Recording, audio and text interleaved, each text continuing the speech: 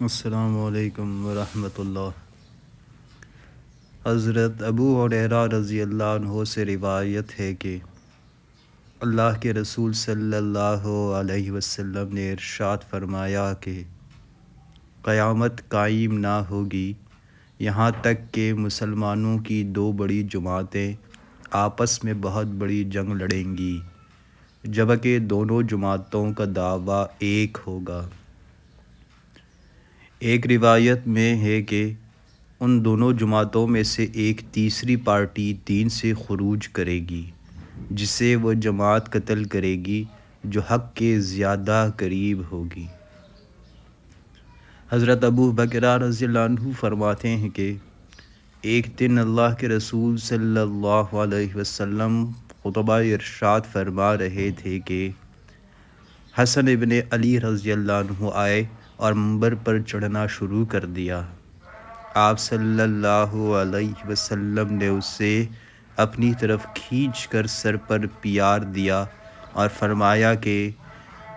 آپ صلی اللہ علیہ وسلم کا یہ بیٹا سردار ہے، یقیناً اللہ تعالیٰ اس کے ہاتھوں مسلمانوں کی دو عظیم جماعتوں میں اصلاح فرمائے گا۔ مختصر خلاصہ یہ کہ محترم قائرین، گزشتہ صفحات میں جنگ جمل کے مختصر اشارہ جات سے کسی حد تک جنگ صفین اور جنگ جمل کی حقیقت آپ پر آشکارا ہو چکی ہوگی کہ سبائیوں یعنی عبداللہ ابن سبا یہودی کے سازشی پیروکار کی ریشہ دوانیوں، سیدنا علی رضی اللہ عنہ کی مجبوریوں اور سیدہ عائشہ صدیقہ رضی اللہ عنہم وغیرہ کی عدم فہمیوں کی بنا پر مسلمانوں کو جنگ اور لاشوں کی صورت میں ایک عظیم نقصان سے دوچار ہونا پڑا، مگر جنگ صفین کا تذکرہ پچھلے صدمات پر نمک چھڑک کر پرانے زخموں کو ہرا کرنے کا باعث بنا۔ قانون قدرت اٹل تھا کہ مسلمان باہمی لڑائیوں کے عذاب سے دوچار ہوں گے۔ اسی بنا پر اللہ تعالیٰ نے نبی کریم صلی اللہ علیہ وسلم کی یہ دعا قبول نہیں فرمائی کہ یہ مسلمان آپس میں نہ لڑیں۔ حوالہ پہلے گزر چکا ہے۔ جنگ جمل کے بعد سیدنا علی رضی اللہ عنہ اور بہت سے سمجھدار لوگ ایک اور نئی جنگ مول نہیں لینا چاہتے تھے، مگر سبائیوں کی مضبوط ریشہ دوانیوں اور اشتر نخعی اور ابو عور سلمی جیسے متعصب لوگوں کی وجہ سے سیدنا علی رضی اللہ عنہ اور امیر معاویہ رضی اللہ عنہ کے درمیان ہونے والی صلح کی تمام کوششیں رائیگاں ثابت ہوئیں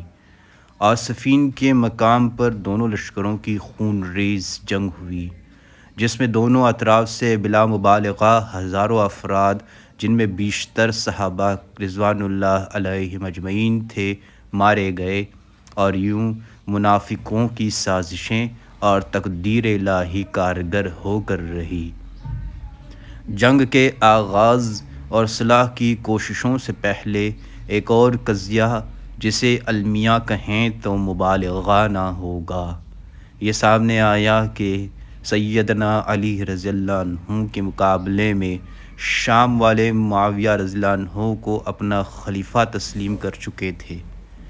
یک نہ شد دو شد کے تحت مسئلہ قتل سیدنا عثمان رضی اللہ عنہ کے ساتھ استحقاقی خلافت کا مسئلہ بھی پوری تیاری سے میدان میں قدم جما چکا تھا۔ اسی دورانیے میں سیدنا علی رضی اللہ عنہ ایک سازش کا شکار ہو کر شہید ہوئے تو لوگوں نے سیدنا حسن رضی اللہ عنہ کو ان کا جانشین یعنی خلیفہ مقرر کر لیا، مگر سیدنا حسن رضی اللہ عنہ نبی کریم صلی اللہ علیہ وسلم کی پیش گوئی پر پورے اترتے ہوئے کمال دانشمندی سے امیر معاویہ رضی اللہ عنہ کے ہاتھ پر بیعت کر کے خلافت سے دستبردار ہو گئے، اور یوں امت مسلمہ ایک بار پھر امیر معاویہ رضی اللہ عنہ کے جھنڈے تلے جمع ہو کر